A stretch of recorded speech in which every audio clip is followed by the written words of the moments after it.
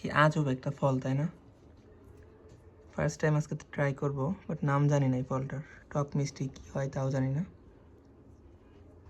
বাংলাদেশে এই ফলটা কখনো দেখি নাই। খুবই সুন্দর দেখতে এই জিনিসটা। এটা হচ্ছে এই পার্ট বাই পার্ট খুলে খুলে হচ্ছে খায় আর কি। অনেকটা আমাদের দেশের আতা ফল বা সরু ফল মধ্যে এরকম থাকে। শরীফা নামে একটা ফল আছে ওই রকম। যে এটা মনে হয় বেশি পাকছে নাকি।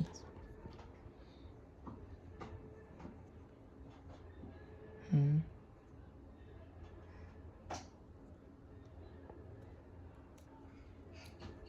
ও খুব সুন্দর। চাপ দিলে আসবে মনে হয়, আশা করি ভিতর থেকে।